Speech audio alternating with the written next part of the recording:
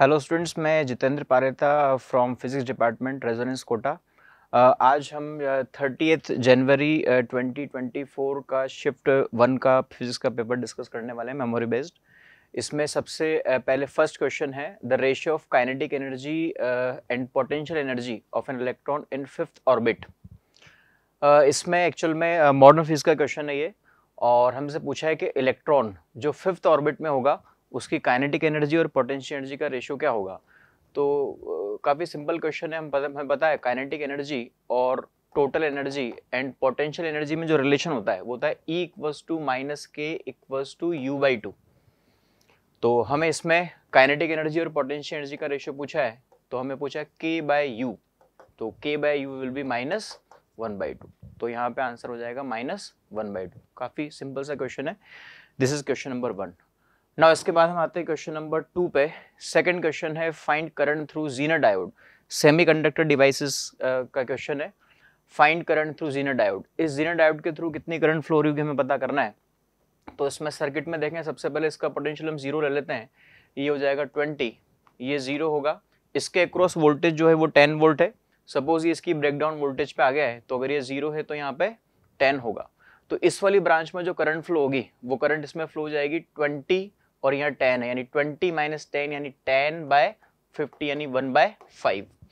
ये 0 है, ये भी 0, ये 10, ये 10। इसके क्रॉस वोल्टेज 10 आ गया है और ये ओम कितना है, 100 ओम का है। तो इस वाली ब्रांच में जो करंट फ्लो होगी, इस वाली ब्रांच में वो करंट फ्लो हो जाएगी 10 माइनस 0 यानी 10/100 यानी 1/10।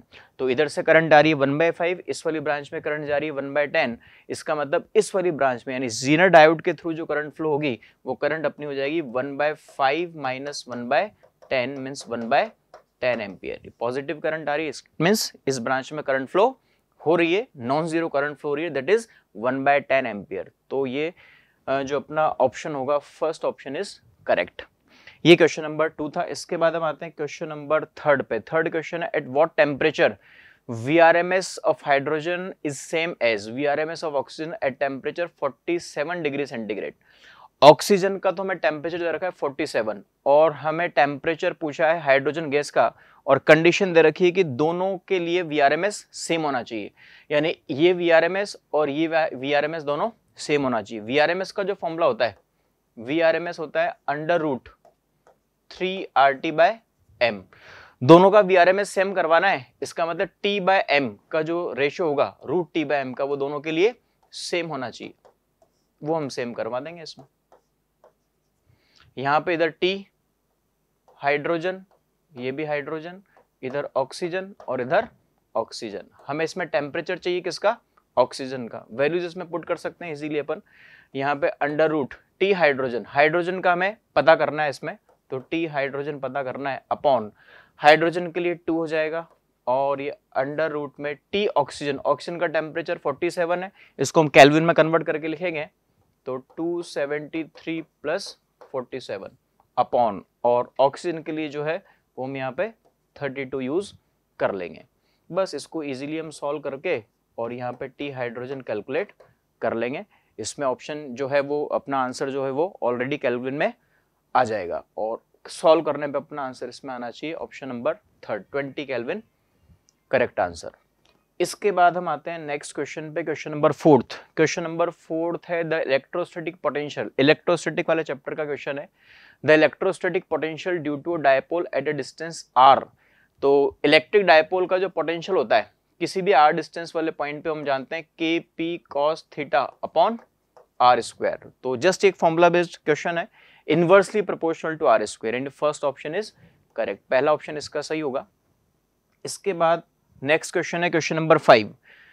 फिफ्थ क्वेश्चन में if Young's modulus of wire is y and its length is l and its cross sectional area is a, if the length of the wire is doubled and cross sectional area is half, then Young's modulus of the wire will be। अब इसमें Young's modulus जो है वो हम जानते हैं कि केवल मटेरियल की प्रॉपर्टी पर डिपेंड करता है, उसकी ज्योमेट्री या शेप पे डिपेंड नहीं करता है। तो चाहे लेंथ को डबल करें, हाफ करें, एरिया को डबल करें, हाफ करें, उससे कोई चेंज नहीं होगा। ज्योमेट्री चेंज करने से यंग्स मॉडुलस चेंज नहीं होगा, वो सेम ही रहेगा। तो इसमें आंसर अगर पहले वो y था तो अभी भी ये y ही होगा। Option number 1 is correct.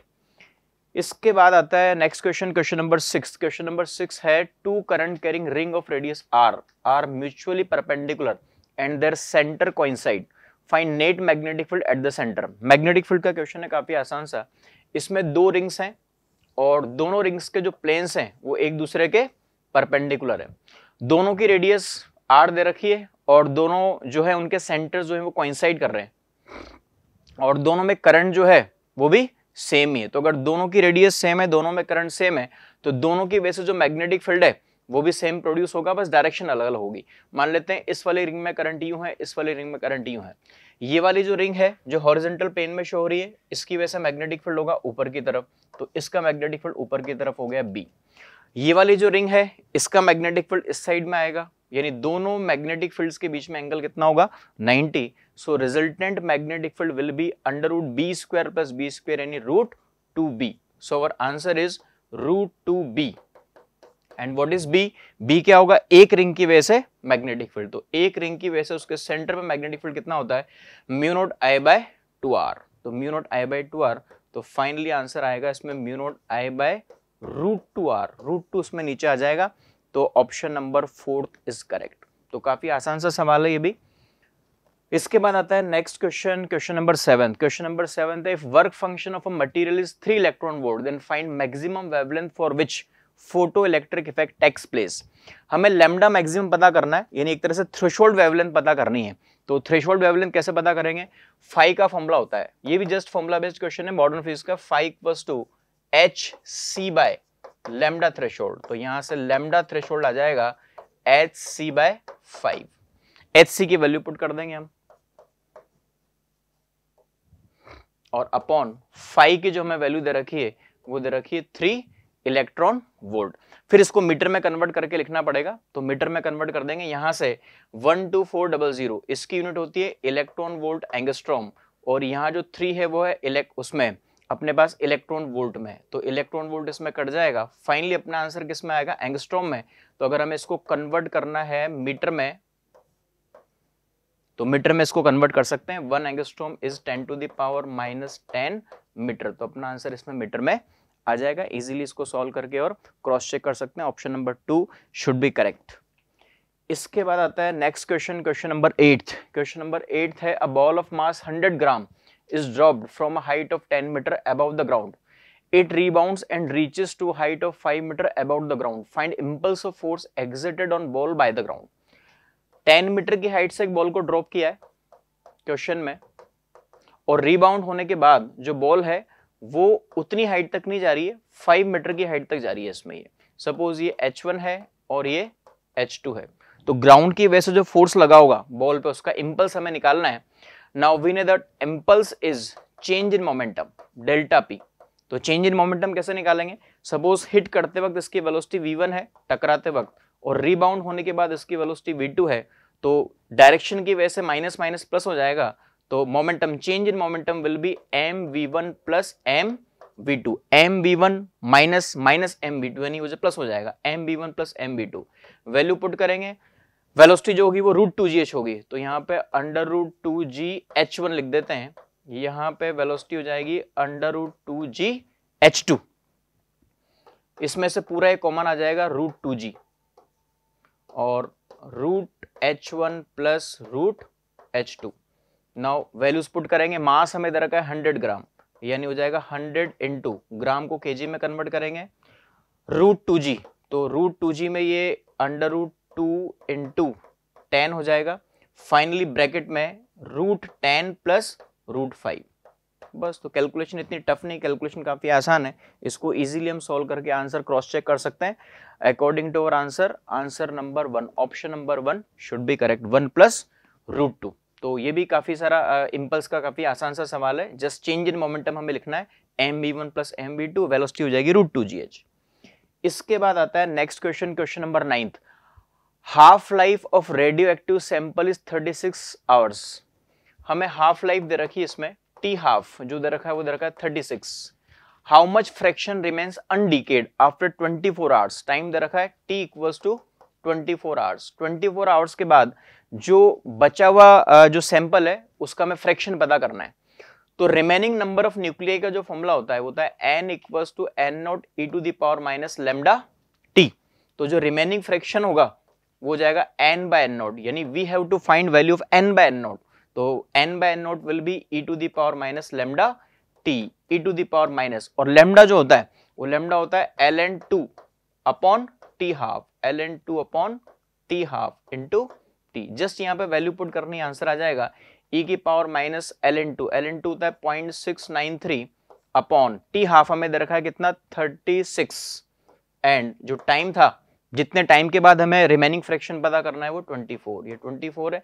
इस पूरे की हम वैल्यू फाइंड कर लेंगे और आंसर जो है वो क्रॉस चेक कर लेंगे। इसमें आंसर आना चाहिए सेकंड ऑप्शन है 0.37, अप्रोक्सीमेटली 0.37 इसका आंसर आएगा। तो ये भी एक आसान सा सवाल है, थोड़ा सा एंड में कैलकुलेशन वाला पार्ट है।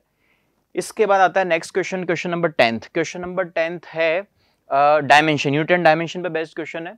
Surface tension, coefficient of viscosity, angular momentum, rotational kinetic energy, सबकी हमें डायमेंशंस पता करनी है। तो सबके फॉर्मूले बस यूज होंगे इसके अंदर। सरफेस टेंशन जो है T, वो होता है फोर्स बाय लेंथ, फोर्स की डायमेंशन लिख करके और उसमें L की डायमेंशन को डिवाइड कर देंगे तो इजीली आंसर आ जाएगा। फोर्स की डायमेंशन होती है mL-T-2 और अपॉन ये L, तो अपना आंसर आ जाएगा mL0T-2। तो फोर्स की क्या हो गई mL0, मतलब इसकी सरफेस टेंशन की हो जाएगी mL0T-2, यानी ये किससे मैच हो रहा है, फोर्थ नंबर वाले से मैच हो रहा है। तो A को फोर्थ से मैच कराना है, तो A से फोर्थ इसमें मैच हो रहा है फर्स्ट में और सेकंड में, तो हमें B और इसमें चेक करना पड़ेगा। हालांकि सभी चेक करना चाहिए बट टाइम बचाने के लिए ऐसा कर सकते हैं। B में coefficient of viscosity, coefficient of viscosity जो है उसकी डायमेंशन हमें इस फॉर्मूले से मिलेगी, F equals to minus eta A dV by dx। तो ईटा will be F upon A dV by dx। Again force जो है वो mL-T-2 अपॉन एरिया हो गया L2, ऊपर dV है यानी वेलोसिटी है, और वेलोसिटी के लिए हो जाएगा L-T-1 और नीचे जो dx है वो हो जाएगा L। एक L से एक L काट देते हैं यहाँ पे, फिर एक L से एक L वापस कट जाएगा लेकिन एक L बचेगा, तो ये mL-1T-1, mL-1T-1, mL-1T-1 थर्ड में हमें दिख रहा है, यानी जो B है इस B को हम थर्ड से मैच कराएंगे, तो B को थर्ड से मैच करा देते हैं। तो फर्स्ट जो है A फोर्थ से मैच हो रहा है, B थर्ड से, यानी सेकंड ऑप्शन इज करेक्ट। तो अपना सेकंड ऑप्शन जो है वो इसमें करेक्ट होगा। बाकी का भी हम निकाल सकते हैं इजीली, आंसर तो अपना आ गया। एंगुलर मोमेंटम जो होता है वो होता है mvr, ठीक है। तो m है, ये L-T-1 है और ये L है, इजीली इसकी भी निकल रही है। Rotational kinetic energy, kinetic energy का मतलब क्या है, वो वर्क की जो डायमेंशंस होंगी वही उसकी डायमेंशंस भी हो जाएंगी, और वो जाती है mL2T-2, mL2T-2 यानी फर्स्ट ऑप्शन, यानी आखिरी वाला जो फर्स्ट से मैच होगा, जो हमें दिख भी रहा है वो है। तो इस तरह से डायमेंशन वाला काफी आसान सा क्वेश्चन है। इसके बाद आता है next question, question number 11। A particle of mass m is projected at an angle of 30 degree with initial velocity u. Find its angular momentum about point of projection at maximum height. Particle को throw किया है 30 degree के angle पे with initial velocity u, और angular momentum इसी point के about पता करना है, बट कब पता करना है, जब पार्टिकल मैक्सिमम हाइट पे चला गया होगा। तो एंगुलर मोमेंटम का फॉर्मूला हम यूज करेंगे mvr परपेंडिकुलर। m वेलोसिटी यहां वाली आएगी which is u cos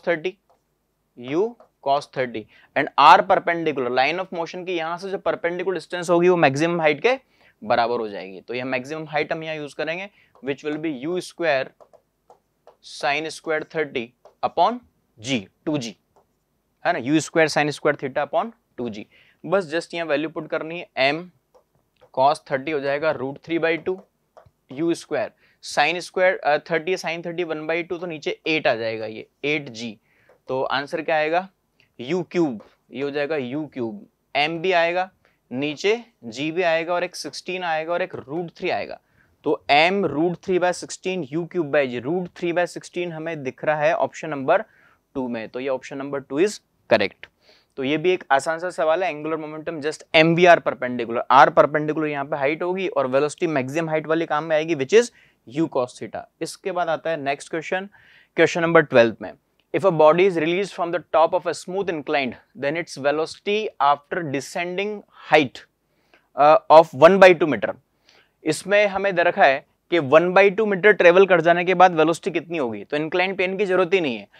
half metre नीचे आ जाने के बाद जो वेलोसिटी होगी v विल बी, या तो उसको कंजर्वेशन ऑफ एनर्जी से ले लेते हैं, loss in potential energy equals to gain in kinetic energy, यानी mgh equals to half m v square, तो v की वैल्यू कितनी आ जाएगी √2gh, तो √2 g कितना 10 और हाइट कितनी 1/2, तो आंसर कितना आ जाएगा √10, आंसर विल बी √10। तो √10 हमें इसमें दिख रहा है ऑप्शन नंबर 2 में। ये क्वेश्चन नंबर 12th।